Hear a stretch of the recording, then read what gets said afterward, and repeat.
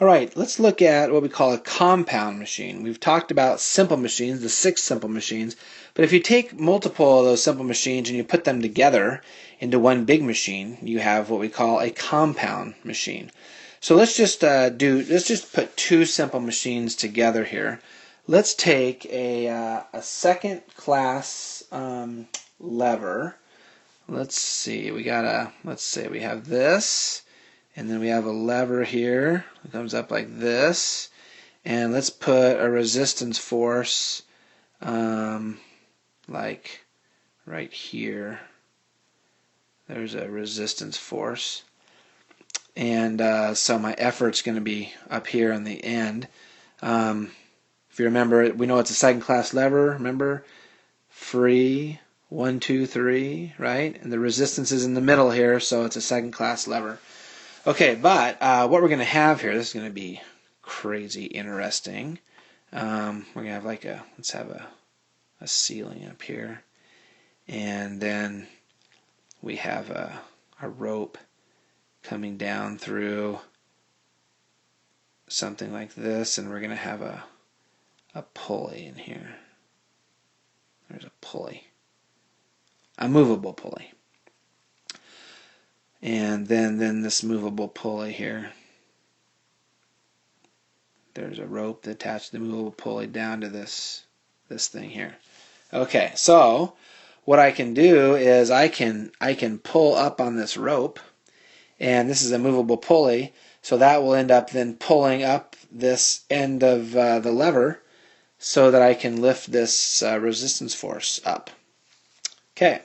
And I want to figure out what the ideal mechanical advantage, the mechanical advantage is of this entire compound machine. Well, I have two simple machines here. I have a lever, second class lever, and I have a pulley.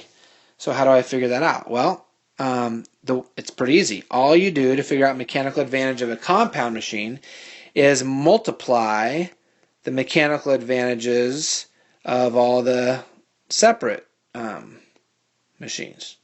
And I only have 2 here, so I'll just multiply 2. But if I had another one, I'd multiply all the mechanical advantages all together to get the overall mechanical advantage. So let's just look at this. What's the second class lever here? Let's see. We have so the mechanical advantage, the IMA of the lever would equal DE. So that'd be from here all the way out to my effort force. DE over dr, which would be from here to here. So let's say that from here to here out there is 3 meters, and from here to here is 1 meter, we'll say. So that would be an IMA of the lever would be 3, a mechanical advantage of 3. Okay. What's the mechanical advantage of this pulley? The ideal. Well, if you remember, it's the amount of supporting ropes, which would be 2, or the other way is count your movable pulleys, which we have 1, and take it times 2. Either way, you get the same number. Your ideal mechanical advantage of this pulley is 2. So I have a mechanical advantage of the pulley of 2, a mechanical advantage of the lever of 3. What is the ideal mechanical advantage of this whole compound machine? Both of these simple machines together, it would be 3 times 2, or 6. So the overall mechanical advantage of this compound machine is actually 6. So that's really, really helpful. That means if this resistance force here that I'm lifting is, we'll say, 30 pounds, I'm trying to lift it with 30 pounds. If I had just this lever and I came over here and tried to lift up on this, it would take 10 pounds of force to lift it, right? Because the mechanical advantage of this lever is 3. So I could use 10 pounds and lift 30 pounds. Okay? But am I actually pulling up here with 10 pounds? No, I'm not. It can be something even less. So 30 pounds is what I'm trying to lift. I have an overall mechanical advantage of 6. I only need to use 5 pounds of force to lift that 30 pounds, right? My mechanical advantage is 6 times.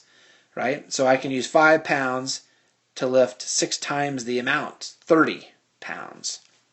Okay? So if it was just this lever, mechanical advantage of 3 of the lever, I'd have to use 10 pounds of force right here to do that. Okay? Well, now I have a pulley on this, so with a mechanical advantage of 2. So how much force do I have to use to lift this? 5. 5 will lift 10 if I have a mechanical advantage of 2, right? 10 will lift 30 if I'm at a mechanical advantage of 3.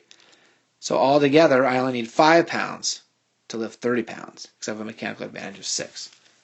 Hopefully that makes sense for compound machines. The key is multiply all the mechanical advantages of all the individual simple machines.